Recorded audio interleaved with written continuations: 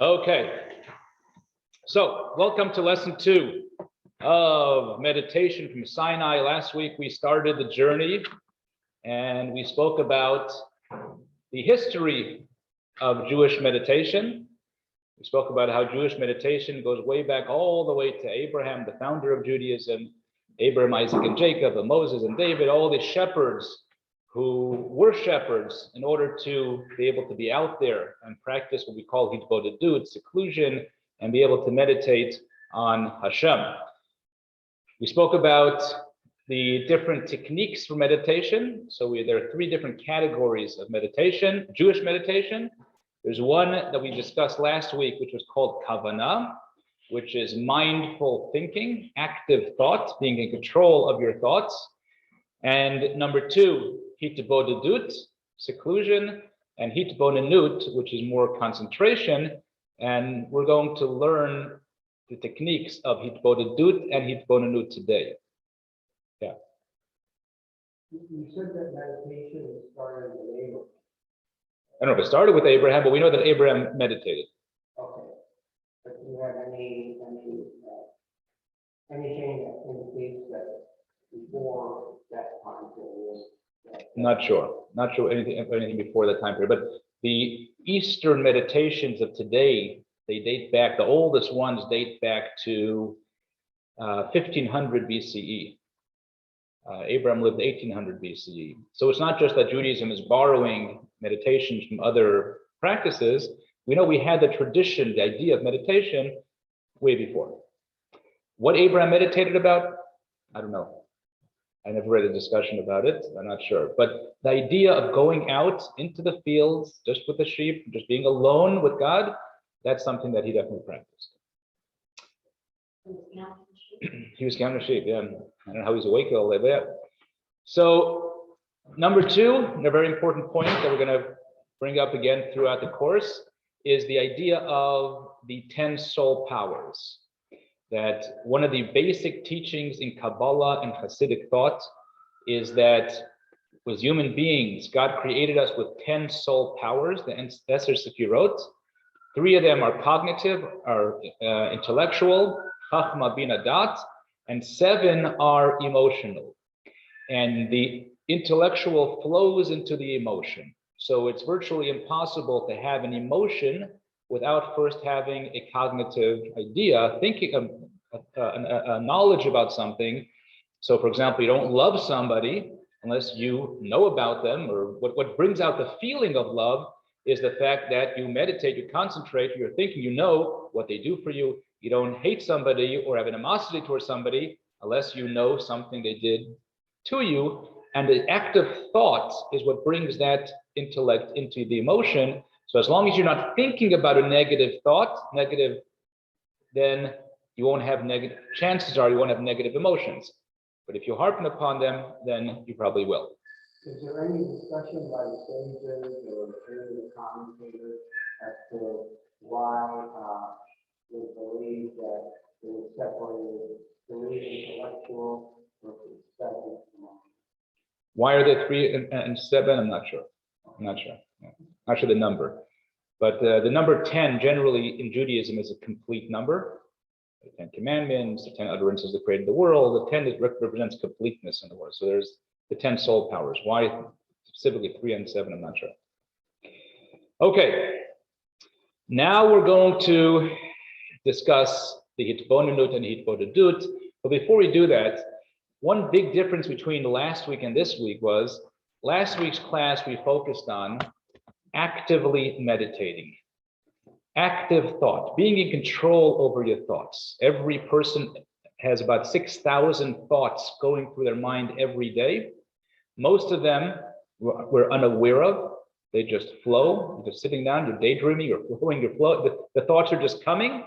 But the more we can be in control of those thoughts, that means the more time a day we can actively think and put in our minds, control what we think, the better off we'll be. The more it'll translate into our moods and the truth is, it's a way of training our mind. The more we actively think of something, then even the inactive thoughts that just pop in our mind will be more aligned to those things that we think about. Even it says a dream. A dream is what, generally speaking, we dream about what we thought during the day, whether consciously or subconsciously. So we think about negative things during the day. We tend to dream about them. I don't remember my dreams. I don't know if that's true or not. But yeah. So when you say actively, is that solely referencing the conscious mind versus the unconscious? The conscious mind. Yeah. The conscious mind. Not only the conscious mind, but the active conscious mind. I mean, you can, when these 6,000 thoughts go through our mind, it's also conscious, but we're just not in control. So if somebody asked me, what were you thinking about 15 minutes ago? I don't know. Was I thinking of something? Yes. What was I thinking of?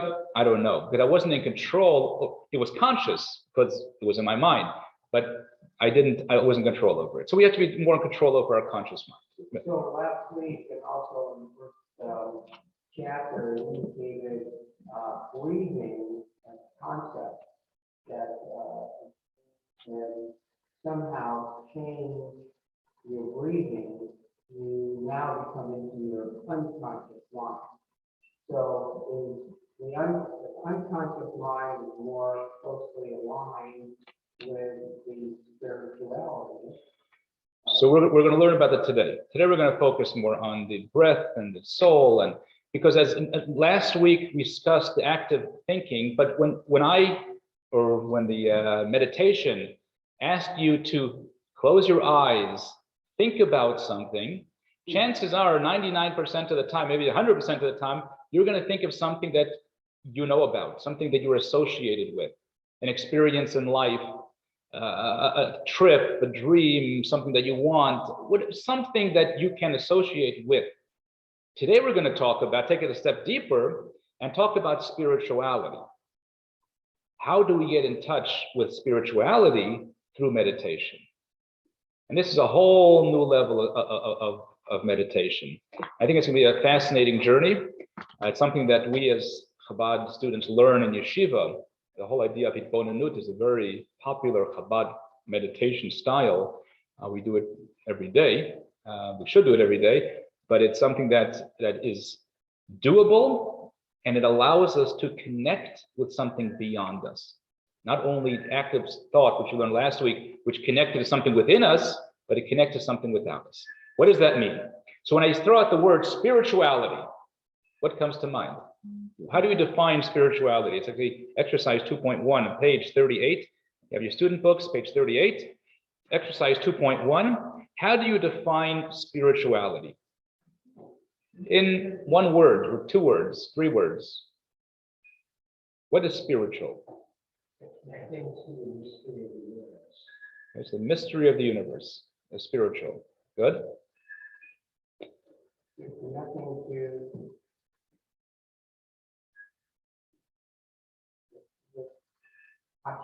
Hashem. Okay. Connected to Hashem is something spiritual. Hashem itself is spiritual, you say, right? So connecting to the spiritual, we connecting to Hashem, connecting to the myth. Yep. The marriage of body and mind. Okay, good. Good. So there are many, many definitions of spirituality. If you ask 25 people what spirituality is, you'll get 25 opinions. If you ask 25 Jews, you'll get 30 opinions, right? Everyone has a different definition of what spirituality is. And how do we experience spirituality? So today we're going to discuss that based on the Torah, because we live in a world that's dominated by materialism. That's our scope of vision, the material world. Our senses, our 5 senses, we smell, we hear, we see, we touch, physicality. Can't experience spirituality with our 5 senses. So if we talk about getting in touch with or experiencing spirituality, we can't use those 5 senses. There has to be something beyond it. How do we do that? So most of us don't sense spirituality on a regular basis. Some people don't sense spirituality throughout their lifetimes. Some people don't believe in spirituality. It's all about, you can't see it, you can't touch it, you can't hear it, you can't see it. It's not there. But we know differently, obviously. We know spirituality is almost like music. If someone says there is no God, there is no spirituality, because I don't see him, I don't experience it, then, just show them a violin. Take apart the violin, you won't find music. Right? But it's there. The music, the violin creates beautiful music. It's not, you can't touch it. Today we're going to learn what spirituality is, how we can connect this and experience spirituality, and how specifically it's done through meditation. Okay, so number one, I want to just get this out of the way, because when it comes to meditation in general, some people get excited about meditation because they've heard about meditation, they experience meditation, their friends do meditation. In order to meditate on spirituality, I'll give you a story, a beautiful story. And some people think the story is not true, but it actually, there's a shul in Prague, or Krakow, that is called Rabbi Isaac Shul. Rabbi Isaac Shul. Yitzchak, right? His name was Yitzchak, Isaac Shul. And there's a sort of inscription of what the shul, how it got the name. There's a guy by the name of Isaac, you may have heard the story, who had a dream one night that there was a treasure under the bridge in Prague. And he woke up in the morning, okay, you have a dream. Next night, you have the same dream. There's a treasure under a certain bridge in Prague. Okay? Next night, the same thing. So he tells his wife, listen, we're poor, we got nothing, but I had a dream 3 nights in a row that there's a treasure under a certain bridge in Prague. I'm going. He packed his bags and he went to Prague and he found the bridge. Problem was, the bridge was in front of the king's or governor's palace there, and there were guards. So he waited around, and finally someone comes up to him and says, what are you doing here? What are you standing there with a shovel? He says, tell you the truth, I'm here to dig a treasure. The guard asks him, dig a treasure? What are you digging? What's the treasure? And he says, I had a dream 3 nights in a row that there's a treasure under the bridge in Prague. I came here, it's this bridge. And the guard starts laughing. He says, if I would listen to dreams, if I would believe in dreams, I would head over, based on my dream, to this guy, Isaac, in Krakow, and dig under his stove. There's a treasure there. Isaac right away ran back to his house. He dug under the stove. Oh, there was a treasure. And he was able to donate money to build this beautiful shul. This is the story that's told in the shul in Krakow. But the point is that sometimes we go digging in other places. We think the treasure is there. And we go all over the world trying to find the treasure, not realizing that it's right under our stove. Spirituality, some people go far and wide to find spirituality, but it's right here. In Judaism, we have it right in the Torah, right in the teachings, in the writings, in the Talmud, in the Kabbalah, and Hasidus. It's all there.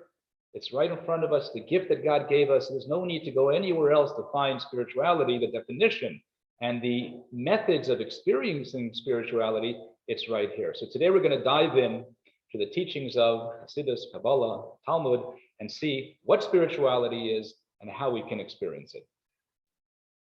Okay, so number one, before we find spirituality in the world, which we tend to look for it, let's try to look at it in ourselves. Let's look at ourselves as a human being. What are we? Who are we? If you ask your average human being, who are you? Well, some people will say their name. Some people will say their profession.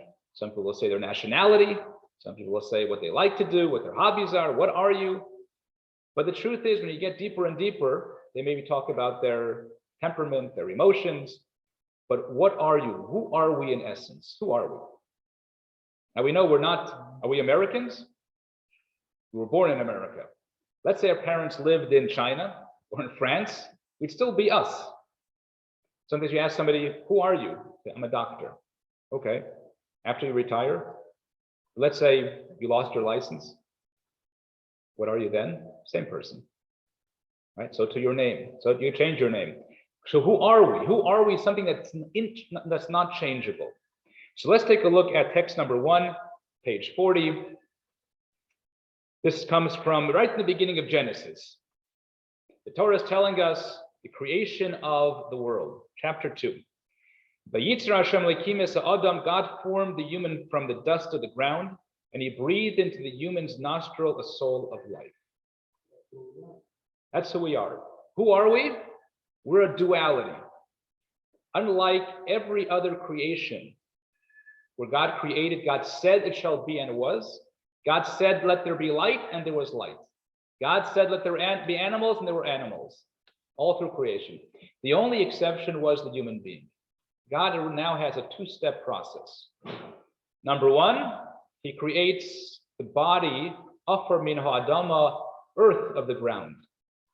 Then he breathes into this form of earth a breath of life. So we are made of two things, two dimensions. We have the soul and we have the body. We're the only creation in the whole world, whole existence, that have this duality, that the soul came after the body. Now, everything else has a soul. Animals obviously have a soul that animates them, but it was created together with the body.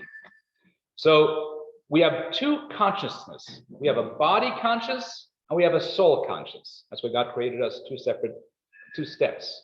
Our body conscious is all about self-preservation, good sushi, eating, drinking, sleeping, having fun, living it up. That's body conscious. What's soul conscious? One of the differences between soul conscious and body conscious is selfish. And that's why the body conscious is called the nefesh habahamit. In Hebrew, the nefesh habahamit means the animal soul. We each have an animal soul. Doesn't mean the soul of an animal, but it means the nature of the soul is animalistic. What is the nature of animals? Animals aren't bad. Survival, right? Animals are all about instinctive. An animal doesn't seek a higher meaning or purpose in life. And animals don't go against their instinct. They're hungry, they'll eat. Never heard of an animal that goes on a diet because they feel, I'm getting a little heavy. A lion's getting a little heavy. Elephant's getting a little heavy. You know, it's time to lose weight. It's instinctive. They want to eat, they eat. Procreate, do whatever their instincts are. Animalistic souls, other people call it a selfish soul. It's all about ourselves. Not bad. It's animalistic soul. It's not bad. We need it. We need it for self-preservation. If we didn't have that drive, we just expire. So it's a good drive as long as it's tamed, as long as it's disciplined. Exactly. That's the animal soul, the earthly soul, which is drawn to materialism because it comes from the earth. Then we have the godly soul. It says, God blew into his nostrils a breath of life. Here is the selfless drive, a drive that's yearning to connect to something beyond the material. It's spiritual. That's the godly soul.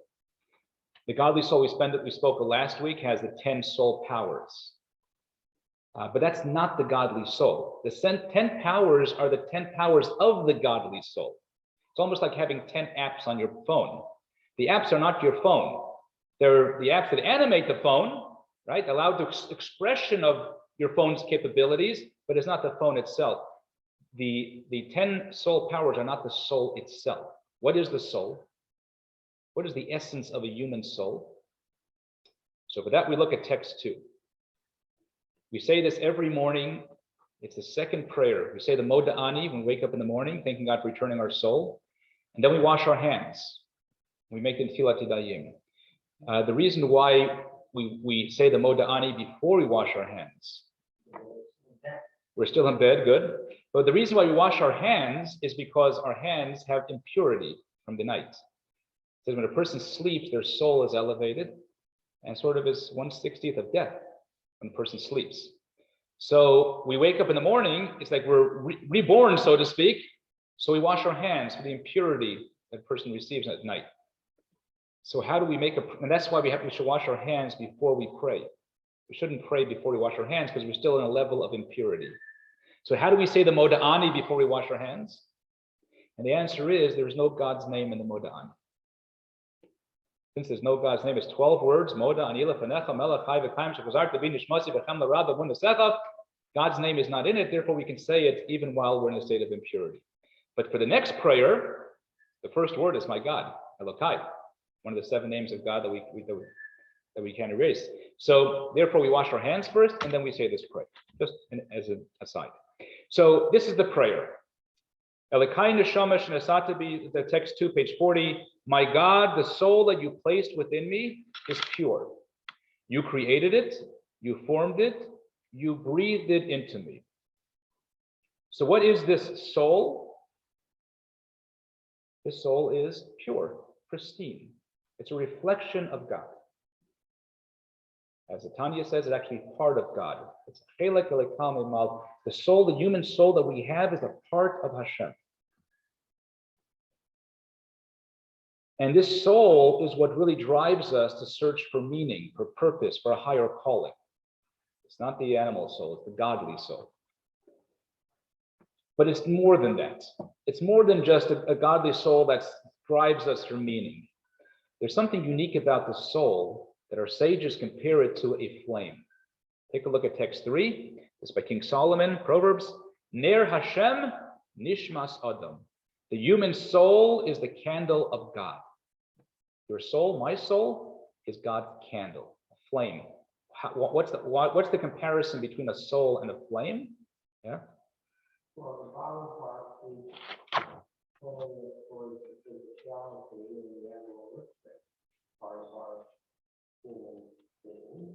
And the top part is the flickering, is always going flickering up. Good. So one idea is that the flame is always surging upward. Pulling action. Right. So the body is the candle and the flame is the soul. The body keeps us grounded and the soul is always elevating, regardless. We have laws of gravity. Everything is laws of gravity except for flame. The flame is always surging upward. That's one explanation. Good. One comparison. Maybe a comparison between a soul and a flame. It's a constant battle. It's a constant battle. Good. Good. And then just to touch upon that, there's something unique about a flame. Think about it. A flame gets a bad rap. Fire gets a bad rap. You know, people call fire destructive. If you're an arsonist, actually you have a good time with it. If you're a fireman, then you have problems. So a flame, a fire, people look at flames as destructive. The truth is, flames are not destructive. The essence of the fire is that it doesn't want to exist. A fire is the only thing in existence that doesn't want to exist. It wants to expire. What's keeping it here? Whatever it's attached to. It's a wick, it's a grass, it's a oil. And so you throw more oil, more gas on the flame. What does the flame say? Oy vey. Now I have to exist some more.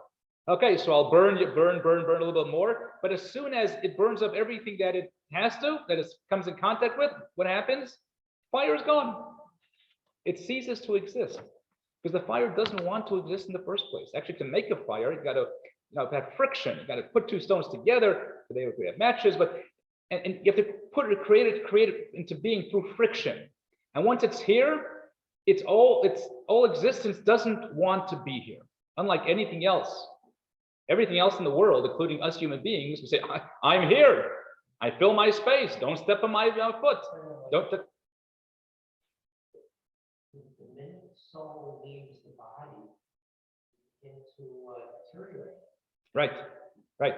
So the body, Actual animals, people, and vegetables. Right, right. We'll soon learn it, but they'll get that concept where the soul animates the body.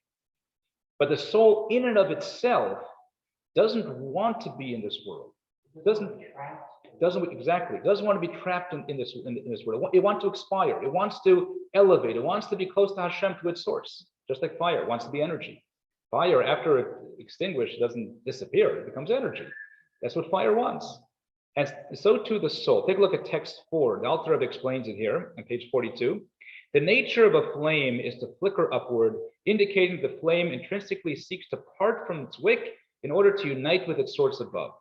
Similarly, the human soul naturally desires and yearns to separate itself and escape its body in order to unite with its origin and source in God, the blessed source of all life. Okay? So that is really the definition of spirituality. Spirituality is one who wants to be one with its creator, with its source. We as human beings, Sometimes don't even recognize our source. You know, you can say, hey, I am a self-made man. God, never heard of it. So even though God is the source of all creation, human beings have that ability to say, no, I'm on my own. Fire, on the other, soul, on the other hand, is always yearning, spirituality is always yearning to be one with its creator, with its source of life. Okay? The problem is, as human beings, we're not in tune with that spiritual side to ourselves, naturally. Because as we mentioned, the dominant part of what we deal with on a daily basis is materialism. Our work, our jobs, our hobbies, our whatever we do, we're driving, we're walking, we're running, it's all physicality. We got to eat, we got to sleep, we got to take care of ourselves. These are all material things. So our mind is so focused on the material and self-preservation that sometimes we can go through years or a lifetime not even focusing on the soul aspect of ourselves, the element of ourselves, the neshama. By the way, anybody on Zoom, if you like to ask questions, you have to unmute, you can go ahead and do so. Sometimes we do get a sense of something beyond us. Maybe it's a piece of art or connect to music. Sometimes we have or a faith. But most times it's a fleeting moment. It comes and goes. We see a beautiful scenery that we're like, wow, yeah, we feel this, some spiritual feeling. But 5 minutes later, you go to a restaurant and it's over, the feeling's over. You're back to eating and back to your regular self. So how do we connect to spirituality? How do we really connect to, and I'm not talking about spirituality out there. Remember, we learned this, spirituality is right here. It's here. It's in any guru or even rabbi who tells you want to reach a spiritual level, connect with me or follow me, that's not real spirituality. That's not what we're talking about here. Judaism, spirituality, the Rebbe would tell this to many people, where people say, I came here to find Yiddishkeit or God. The Rebbe would always answer, he came to look for God and point to the guy's heart. Look there. That's where he is. God's within each and every one of us. So it's more of introspection, and we'll learn today the idea of meditation in order to connect to spirituality and not to seek outward. There's no need to seek outwardly. On the contrary, when we seek outwardly to find spirituality, we get lost because it's right here. So when I have a grateful moment, what's that? When I have a grateful moment, I always think about God. That's beautiful. And I always feel it in my heart. Like when I look at my kids and I'm grateful, Yeah, that's beautiful. That's beautiful. So the way to be more connected, more constantly connected, is think about your kids more, and you think about God more. Be grateful more, think about God more. It's very good. That's great. It's actually one of the techniques we'll discuss in a different week, in a different lesson, is to find those triggers that allow us to be more spiritual and focus on them more. Definitely, because everyone has them. We all have those experiences. Yeah, that's beautiful. Okay. So the first, we're going to learn now two fascinating modes of meditation that were practiced for years, for hundreds of years, maybe thousands of years. And there are two very different methods. One is more difficult than the other. One is more followed by Hasidim, and the other more by Chabad Hasidim. But they're both Breslov. Yeah. But they're both valid methods. The Chabad method is definitely easier. The more you'll see when you get there. But the first one is called Hitbodedut, and the second one is called Hitbonenut. They sound similar, but they're very different. Hitbodedut means seclusion. How do you say? Today everyone knows in Israel. How do you say quarantine? Bidud, right? There's a big word, quarantine. Bidud. Bidud comes from that word. Hitbodedut, which means seclusion, to seclude oneself, as we learned last week, which would be what the patriarchs did. So I'll give you an overview of Hitbodedut, and then we'll learn it inside. What Hitbodedut means is to seclude oneself. The problem with experiencing spirituality, what's blocking us from experiencing spirituality is our focus on the material, on the nefesh habahamis, the animalistic drive, our selfish drive. And because we're so focused on it, it blocks us, it stops us from experiencing our selfless side, our spiritual side. So what is the solution? Remove from ourselves the blockage. It means move away from your, and you can't do this constantly because we got to live. But do this, as we'll soon learn, maybe once a day, once a week, once a month. Remove from yourself all the thoughts and all feelings of materialism, and then you will allow spirituality to set in, because the spirituality is there already. You don't have to bring in a foreign substance. It's already there. So Hitbodedut mythology says solitude. Go into solitude, and not only solitude from external forces, but even from your internal thoughts. Your internal thoughts are constantly thinking about things that you want, you need, you want to do, your schedule. Remove all that too. External and internal solitude. So let's take a look at text 5, and we'll go sort of more into it. I'll spend more time on the second method, which is bonanut, because I think it's more practical, something that more people can do, and Chabad. So.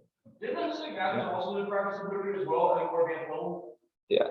I mean, as we'll soon learn, the prophets did it, and the great righteous people were able to reach tremendous spiritual levels through this method. But we'll soon see its pitfalls. It's from. Yeah. 100%. Many of them did. Yeah. So let's look at text 5, page 43. Hitbodedut, seclusion, is one of the most superior of all the distinguished practices. It's a practice of the greatest saints and the medium through which the prophets experienced revelation. So in this practice, seclusion is not a goal in and of itself. Seclusion, any meditation will tell you to seclude yourself. Right? Nobody tries to meditate in Times Square. It's not going to work. It's noise, too much noise. But here the seclusion is not just for the sake of seclusion, but it's step number 1. Seclude yourself externally, means go into a quiet place, in order that you should be able to remove the outside noise. Will give you the ability to remove the inside noise, the inner distractions. Text number 6, this is Yeshayahu Horowitz, a great rabbi. The previous text 5 was from the son of the Rambam, Maimonides. This one is the Shalah HaKodesh. I lived in the 16th century. It is recorded in many of the works of the medieval rabbis that seclusion, separation from everything mundane, and devotional clinging were practiced by the pious Jews. This is to say that when they were alone, they would empty their minds of all worldly concerns and connect their minds with the master of all existence. The famed Kabbalist, the Arizal, taught that this practice is far more beneficial for the soul than study, that every person should practice this seclusion meditation according to their ability, either once a week, once a fortnight, or at the very least, once a month. Yeah. It says something according to their ability. Right. You know, a person that is going through tremendous amount of emotional upheaval in their mind can seclude themselves and go to a cave, and the process of trying to remove mechanically, or even with prayer or through anything else, is virtually, in my mind, almost impossible without doing other things. So there are different types of hitbodedut. Do you ever watch the film Ushpizin? Yeah. So in one of the scenes there, they had this so it's about Sukkot, about the etrog. And one scene, this guy is running out in the field. He runs out in the field, Hashem, God, he's screaming to God. That is also a form of hitbodedut, of leaving everything behind you. It doesn't have to be a quiet hitbodedut. It doesn't have to be physically quiet. when we talk about hitbodedut, and we translate it as sort of aloneness, it's not loneliness, it's aloneness, a big difference. Loneliness causes you to be sad because you have no friends and no support group. That's loneliness. Aloneness is a positive thing of being able to be alone with yourself, to be in touch with your source, with your essence. Yeah, exactly. Yeah. So hitbodedut sometimes it means, and this is the way Breslov Hasidim who practice it many times, it's very loud. So, It's not just sitting and quiet and not thinking of anything and just removing, it's also talking to God. so let me ask you, is there like any suggestions like help? For instance, could a person go in the morning or any time during the day and turn on the cold water in the shower and go into that cold shower, which is totally uncomfortable and makes you think about nothing else. It makes you think about cold water. And let's say sing, be You can get out of it Don Along or some whatever song they want to sing and stay there for a minute, 2 minutes. Would that get them into the frame of mind of what you're talking about? Maybe some people, not myself. Why just because It's uncomfortable? so it shouldn't put you in right, but it shouldn't put you in when you are in an uncomfortable state, your mind will tend to focus on your uncomfortability, right? Which So takes away the other things that you okay. that are worse. Okay, so that's not what hitbodedut is. I get what you're saying. That's not what hitbodedut is. Hitbodedut is not about disconnecting from the external, from the negative. It's more about connecting. How do we connect? First, by disconnecting. That means in order to connect to the spiritual, it's almost like, take a song. Imagine your favorite song is on the radio and you're driving. The kids are on the back. You haven't heard the song in a long time. You really want to hear it. What do you say? What do you tell the kids in the back? Shah, quiet.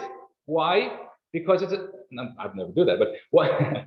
Why? Because it's a distraction. And because it's a distraction, you won't be able to appreciate the beauty of the song.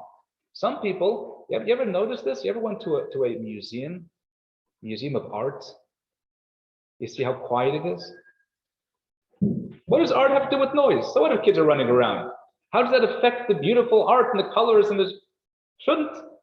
But you try to have kids running around the museum of art, everyone will shush. Why? Even more. I don't want to hear somebody else's interpretation. That's even worse than kids, right? I want to, Be able to interpret yourself, right? experience it. Yeah. Before anybody tells me what it's supposed to be. Right. You want to connect with it. You want your interpretation of it. And the same thing is with hitbodedut. When you're trying to connect with spirituality, your inner core, yourself, your source, you want all the noise out.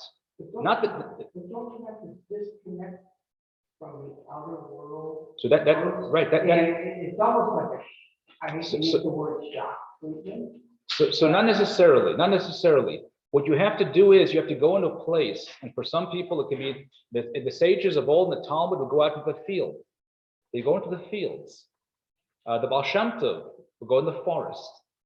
They be with the animals. They're in the forest, and that's where he met these Kabbalists who taught him. That's where they would practice hitbodedut. There was no distractions of the. Almost think about. I remember as a child we would go to camp. Every summer we'd go to camp, and there was a camp in Montreal, up in the mountains. And at night, sometimes our counselor would take us to the baseball field, which was quite a way. It was like a 5-minute walk from where all the bunks were. There wasn't a light in sight. You looked up, millions and millions of stars. It was like, wow! It was such an enormous sight just to look at all those stars. But the truth is, those stars are right up here too. Exactly the same amount of stars are right here. but we can't appreciate them because there's so much haze, light, and whatever it is that's blocking the stars, but they're there. But in order to appreciate it, you have to block out all the lights and everything that's getting in the way. And when you do, you'll appreciate the stars that are here. And so too it is in our lives. If you want to appreciate that which is here already, your neshama, your soul, your source, your spirituality within, the first method with Bodhidut is remove all the noise. What's the noise? The noise is it could be our problems, our tsaras, it could be our drives, or just natural drives of self-preservation, fame, honor, respect, someone hurt me. All these things, just remove them for a period of time, half an hour, whatever it is. And that way we'll be able to allow ourselves to touch, to be in contact with our spiritual side. The rebellion It's practice? Our rebellion practice? Did they practice? Could be. But doesn't shock do that? No, because anything that's shock, the focus will be on the shock, not on the So spiritual. The shock removes what you're thinking about, which now gives you the opportunity when you come back from it. Okay, so Now you've got a clean slate. if you can get over the shock, I agree with you, yeah. But for most people, I think being in a cold shower or something of the sort will be more of a distraction. There's actually, if you get a chance after the class, look at the appendix. The appendix talks about there's different readings from the great sages about this type of hitbodedut. One of them compares it to a dream. Because how did the prophets receive prophecy? Other than Moses. Moses was unique. But other than Moses, how did they receive prophecy? Most of them in their dreams. Because when they were in a state of awakeness, they couldn't receive prophecy because they were too involved with the material world. What happens when you sleep? Your mind goes into a sort of a subconscious mode, an unconscious mode. And therefore, the noise is gone. And now God was able, they were an elevated spirit, and God was able to rest and give them prophecy. Okay? That's how prophets prophesied. So the great sages tell us that we should try to daydream, so to speak, to try to achieve what we do at night with our mind during the day. It takes control. It's mind control, which is why I say, we'll see, it's very difficult, and there are pitfalls in this. Yeah. For me, I do it 3 times a week, and I lay down on a mat. Mm-hmm. I put a fine pillow over my eyes, and I breathe with a certain rhythm, Mm-hmm. and that helps me just clear my mind of everything. Right. Yeah. That's a method of it, Bodhidut. Good. Clear the outside noise, which allows you then to focus on clearing the inside noise. It takes practice. A lot of practice, yeah. Not only takes practice, but if you look at text 7, we're not going to go through it, I'm not going to read it if it's a long reading, but it tells us how the great sages and mystics and prophets and how they achieved their great levels. It was through this hitbodedut, this mystical meditation technique. Okay, so that was the source of prophecy, Kabbalistic experiences, soul elevation. These were all done through this type of meditation. However, and this is the big kicker here, there is, when we get into this type of meditation, there is danger. The danger zone. Why is that? Well, take a look at text 8, and this will tell you what happened with 4 great rabbis in the time of the Talmud. This is what caused them to go off. Yeah. So 4 individuals entered the orchard pardis, which means they did this, according to commentaries, this type of hitbodedut, and they are Ben Azai, Ben Zoma, Achar, and Rabbi Akiva. Ben Azai gazed at the divine presence and died. Ben Zoma gazed at the divine presence and became crazed. Achar gazed at it and chopped down the shooting of saplings, meaning he became a heretic. And Rabbi Akiva emerged safely, which means that we, up until now, focus on the first half of the hitbodedut of seclusion. You're opening up your mind. You're removing all the noise. For what purpose? To experience the spirituality within yourself, godliness.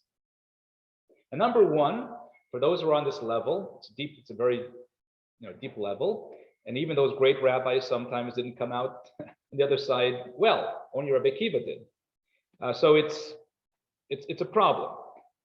But more importantly, let me ask you a question. Does A naturally lead to B? If I close my eyes, or if I get into the state of hitbodedut, removing all external worries, all noise, and all the internal noise, will I naturally then become one with my soul? No. The answer is no. The reason being, because I have to know my soul's language. I can't be in touch with my soul if I don't know what my soul is. What is the language of the soul? So the great rabbis, the prophets, the sages, the Kabbalists, they studied for years and they meditated and they were at that level. They knew what spirituality, what soulfulness is. So when they went into the state of hitbodedut, naturally, everything else was cleared, so they were one with their soul. But for myself, I can reach that level perhaps, but am I going to get in touch with my soul? I don't know the language of my soul. So therefore, that's the reason why we're going to learn the next type of meditation. Now, not to put down this meditation. The meditation is a very deep meditation, and even there's just removing the externalities is a level in and of itself. But the goal of Jewish meditation in this class is to really connect and experience spirituality. So we're going to learn another method that sometimes comes after hitbodedut or sometimes independent of hitbodedut, and that's called hitbonenut. Hitbonenut comes from the word bina. Remember the three faculties, intellectual faculties we learned, right? Chachma, bina, das. Bina is understanding, intellectual. So this is hitbonenut. If you take a look at figure 2.1 on page 48. Right? Hitbonenut is to observe too. Yeah, hitbonen, to observe, to even more than just observe, actively hitbonen, to be involved, to fill your mind. Bina. What's bina? Lahavin, to understand, right? To really get the subject, to get it. That's hitbonen. Contemplate. Yeah. So hitbonenut is, number one is there has to be an active thought process, something that you can relate to in order for this meditation to work. So maybe in modern Hebrew, but in biblical Hebrew, bina is the mind. It's really intellectualize something. Hitbonen. To look at something. Uh-huh. Okay. But here hitbonenut is more a thought process. To meditate on a concept. So while hitbodedut was removing oneself, hitbonenut is really putting yourself into something. And that's this look at, we have it here. Hitbonenut, bina, contemplation, developing spiritual awareness. Okay, so regularly hitbodedut would open the door, then you go in and have the hitbonenut, but sometimes we got to break the door open and skip the first part, just have the hitbonenut. It's also a possibility. Today we're going to learn, and we're going to actually practice a hitbonenut session and a concept and see how it actually works. Number one is to study. It's important. Your mind has to be aware of certain elements, concepts, before you meditate upon them. So as we mentioned last week, Jewish meditation is not about emptying your mind. It's not about just thinking of nothing. The purpose is to fill your mind. So hitbonenut is to find things, learn things, study things, observe things that you can fill your mind with, meditate upon, that will transform you and allow you to touch spirituality, to come in contact with spirituality. Take a look at text 9. It's from the previous Lubavitcher Rebbe. A central foundation of this study of mysticism is to repeatedly spend considerable time in deep contemplation of the subject matter being studied. This is the practice that is referred to as hisbonenut, which means to firmly visualize the concept and analyze it deeply. Or text 10 says the same thing. Basically, to repeatedly contemplate the concept until it settles in our mind. It Yep. seems like it's almost, I mean, I know it's possible, but it seems like it's a lot more difficult to practice the second part unless you get rid of the first part. Okay, good. So it seems seemingly it's more difficult, but based on what we learned last week, there are two. Yeah. I consider it. But, if I say you think of nothing, You can't do it, right? if I say you think of the essence of rainbow, everybody can start contemplating. I mean, I can contemplate if you leave a rainbow Right. Would, for half an hour. right. So based on what we learned last week, that our mind is constantly thinking. It's impossible not to think. Thoughts are constantly entering our mind, which makes it very, very difficult. It takes a lot of mind control to stop thinking. Stop thinking of, try just for a few minutes to stop thinking of anything material. Stop thinking of anything that you want to stop thinking about. It's a very difficult process. Oh, shock. Okay, good. But if I tell you to think about something, right? You can tell me all you want if I'm in shock. If you want, no, I'm not if you want to think about it, there's no shock here. We're talking hitbonenut is not about shock. Hitbonenut is about sitting down, meditating, contemplating on a specific subject that you choose, thinking about it, chewing it over and over and over in your mind, one way, another way, getting a little deeper and deeper. That becomes part of your experience now. So if we can train ourselves to think spirituality, study Kabbalistic ideas, Hasidic ideas, which is the working of spirituality, and contemplate upon those ideas, that is a type of meditation that's called hitbonenut. And that's one way we can come in contact, experience spirituality. So this is, when I say this is a Chabad method, is because every morning before prayer, as Chabad, we try to do this meditation. We try to study a Hasidic concept. It could be short, it could be long. Growing up in yeshiva, it was an hour. We were students, my kids in yeshiva now, they have a 1 hour study session before prayer. And the idea is they study for an hour, and then they have like 20 minutes or so. And the idea is to sort of allow it to brew in their mind and meditate upon it and think about what they've learned. And this way, when they come to prayer, they'll be in a more spiritual state of mind. Okay? So everything takes practice, but it's much easier to do in the sense that we learn it, think about it, and you'll see you become transformed by it. Okay? I tell a story, a cute story. This guy who his wife tells him, "Can you ask the neighbor for eggs?" And okay, you need eggs. He walks over to his neighbor. And here in California, we don't do it that often. But I remember back in Montreal, you needed eggs or milk. You went to your neighbor across the street. He said, "Can I borrow a bottle of milk or a dozen eggs?"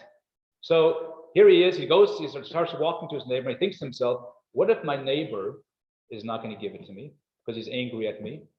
Because I didn't shovel his lawn yesterday when I shoveled my lawn, what does he give to me? But you know what? Chutzpah, he's not giving it to me. Because if he would ask me, I would give it to him. And the truth is, we've done so much for him over the years that he should give us the eggs. And if he doesn't want it, it's because he's ungrateful. But by the time the 5 minutes he gets to his neighbor's house, he knocks on the door, his neighbor answers. He says, "I don't need your first shtuk in the eggs," and he slams the door. We work ourselves up. We do this constantly. We think about something, work ourselves up, and then it's just made up in our mind. Because the more we think about something, the more real it becomes in our mind.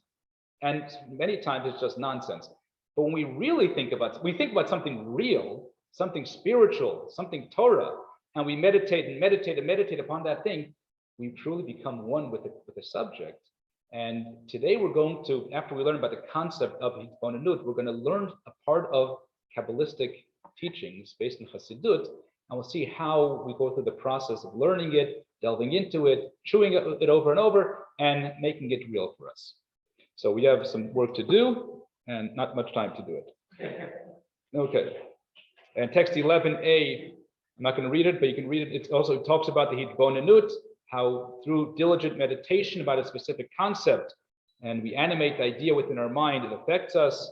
Or 11b, the Hasidic practice of Hitbonenut meditation involves actively contemplating a spiritual concept until it expands our creative intelligence, deepens our awareness, and becomes an edible part of our consciousness. Okay.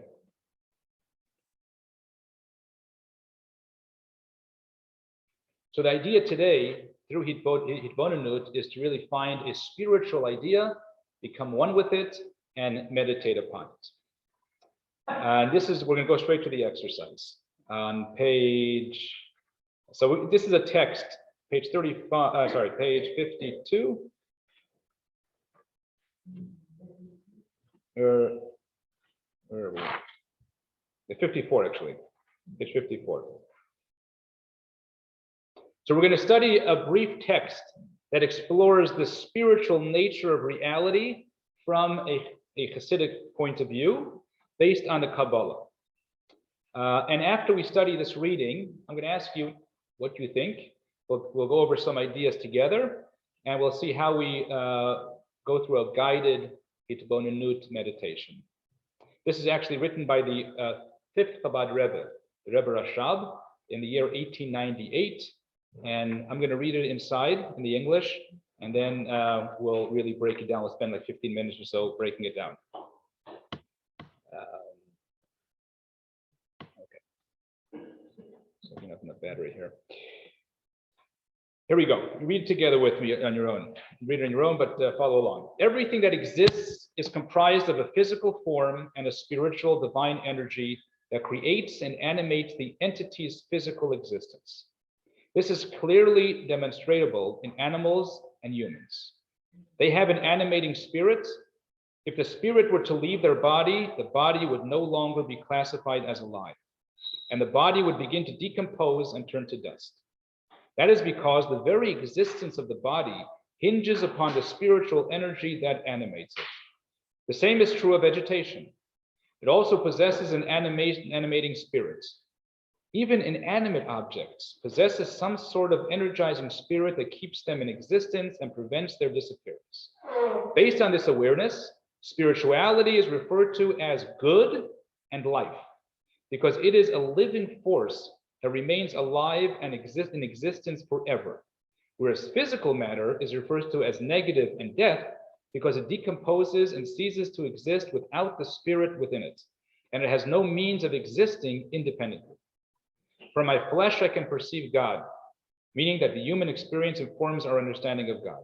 We intuitively sense that we have a life force that provides us with our life, and that that is our primary identity, and that were our soul to leave our body, the body would be left like an inanimate rock and eventually decompose and disappear. The same is true with all that exists. The entire cosmos and all its contents exists due to a divine spirit that gives existence to everything. That divine light and force is the entire life and sustaining power of all that exists. If it departs, all existence will revert to absolute nothingness. If we meditate on this idea, we will realize that the material existence of each entity is entirely dependent on the spiritual force within it, and that physically it is nullified before the presence of the divine light that is its source of existence. This realization will inspire a powerful desire, love, and yearning for the divine. We will no longer desire that which exists only superficially, and which is in fact death, decomposing and disappearing. All we will desire is to attach to the divinity that is true life and the mainstay of existence. So this teaching is really an attempt to reframe our life. right? Our whole existence, to make us a little more sensitive to spirituality. And telling us that spirituality is lurking everywhere, in an animal, in a stone, in a plant, and definitely in a human being. Now, if you just read this, reading, it's nice, may be affected by it, may not be affected by it, may think it's irrelevant, whatever it may be. But when we now delve into and study, as you call it in Hebrew, shakla bataria, if we really delve into what the Rebbe Rashab is saying and meditate upon it, we'll see how it can affect us in a much deeper way. So I'd like to break down this reading into, there are many things that we've learned here, but I'd like to break it down into 3 general ideas. Okay. Exercise 2.3, record 3 key ideas that text 3 reveals. So let me give you the ideas. Number 1, everything has a spirit within. Everything in existence has a spirit within it. Number 2, the spiritual soul of everything is its source of life. Without it, it can't exist. It's what animates it. And 3, since the spiritual content of everything is its source, is its core identity, that is what we should value. That's what our focus should be on. Okay? Those are the 3 ideas I want to develop here. So let's start one at a time. There is something more, I think we can all agree, to ourselves than our bones, our skin, our fingernails, our hair. There's something more to the human being, something that gives us life.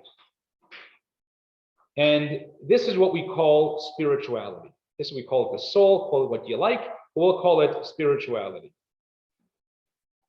Let's take a step back. Not only the human being is that way, but everything in life has a body and a soul. Not only, we learn about 4 different levels in existence and creation. The lowest being the inanimate. Inanimate is a rock. Doesn't look like it has any soul, doesn't move, doesn't grow, doesn't change, but it has a soul. If you change the water, it's coming out. There you go, Rebbe Akiva, right? So, but that's because its soul is called nefesh. Then we have vegetative. Vegetative can grow. Not much of expression, can't really move around, but it can grow. And that's a higher level of spirit, a spiritual source. It's alive, right? So you can see it's alive. Then you have animals which can actually move around and can communicate somehow. They're a higher level of soul. And then you have the human being, which is the highest level of soul, right? Chaya, Yechida. Everything. Do angels have souls?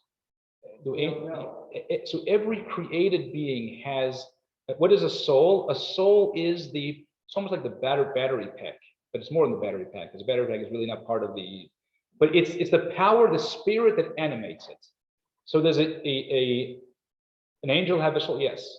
If an angel is a creation, then it has a spirit.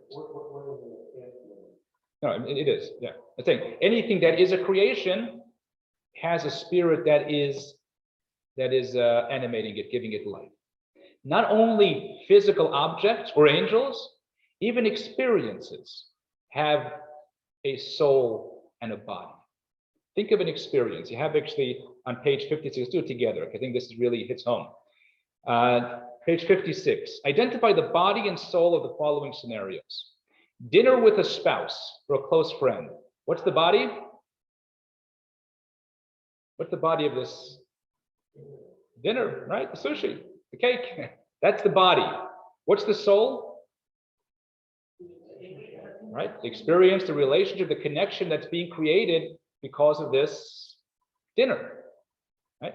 So there's a body and the soul to the dinner experience. How about disciplining a child? What's the body?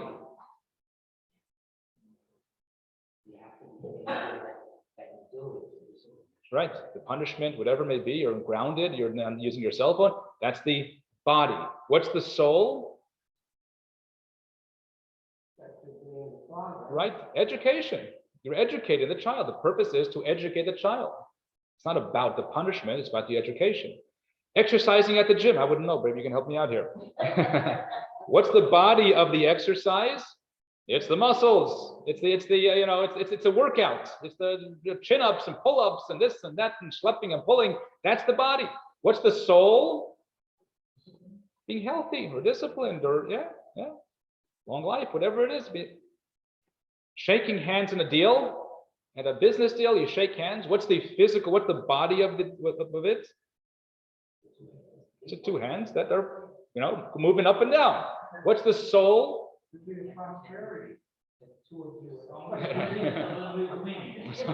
How about the wisdom? Yeah, like this guy said, this guy was just cheated out of to get a partner. He was cheated out of $1 million. So he tells his friend, he says, in the beginning, I had the money and he had the experience. Now he has the money, I have the experience. The shaking of the hand, the physical two hands coming together is the body. The soul is the trust. The trust that we create by shaking the hands and saying, deal, I owe you money, you're going to give me the goods. So everything in the world, everything, even an experience, has a body and has a soul. What is the essence of the dinner, the discipline, the exercise, the shaking the hands? It has both. What is really the focus? What should be the focus? What animates the experience? It should be the soul. So if we're going out to dinner with your spouse, on a dinner date, and your entire focus is the sushi, not good. That's not really going to, you'll have an upset spouse, right? It's about the connection, about the relationship. Yes, the food is important. The food is important to be there because it creates the ambiance, the atmosphere, whatever it is, but you can't lose sight of what you're experiencing, why you're going out on a date, why you're going out together. Same thing, let's just finish the 4 examples. So too it is with the discipline. You're disciplining a child. If it's all about the punishment, it's a body, you have anger management. You got to see a shrink. You don't discipline a child because you want to punish the child. That's not the goal. That's not parenting. Parenting is the soul behind the discipline, the education. Teach the child a lesson. You want him to grow up into a proper, responsible human being, so you discipline the child. Exercising at the gym. It's not about going up and down, up and down, up and down. It's about the soul, about being healthy, about the outcome of it, what the purpose behind it is. And so too shaking hands in the deal. It's not about two hands coming together. It's about the trust. So the focus of all these experiences are not the body, shouldn't be the body. We all recognize that when it comes to these experiences, it's the soul that should be the focus. And when the soul is the focus, then all these 4 examples become meaningful, they become uplifting, they become purposeful, and they become inspirational. But none of that would happen if the focus is simply on the body of the experience. Yeah. I don't expect you to be able to answer in great detail. But when Mashiach comes, our physical bodies will be going to Israel, correct? Yeah. Isn't there some inconsistency between the concept of Mashiach and the concept of soul? So I would think to spiritual.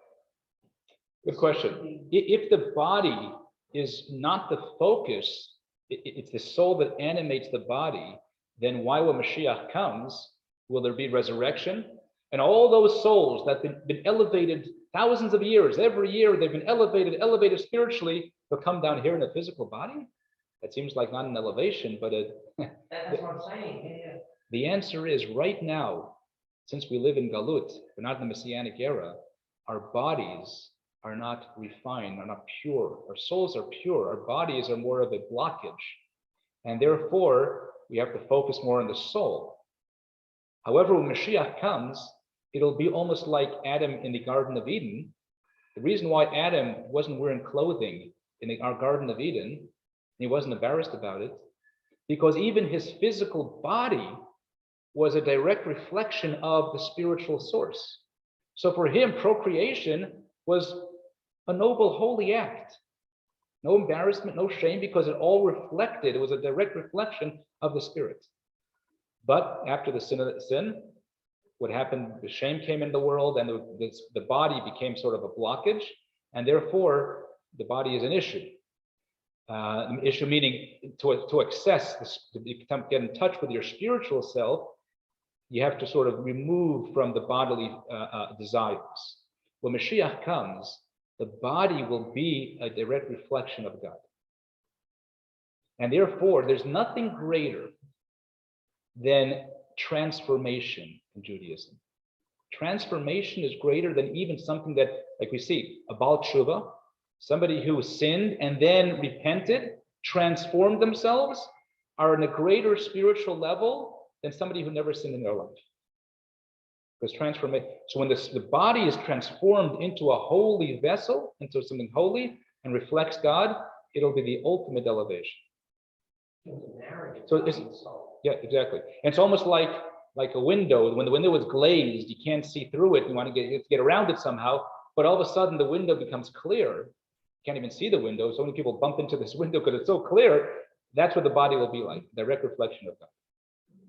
So, in other words, when the Mashiach comes, our body and soul, and all the bodies that buried, are all going to become one.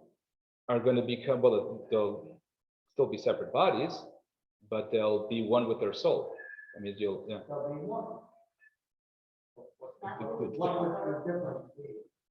The difference will be is they'll still be distinct human beings, but the focus will be on the body will reflect the soul. Like Adam and Eve. It's the example given of Adam and Eve in the Garden of Eden.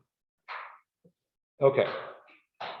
So this is the focus, the direction we want to go in.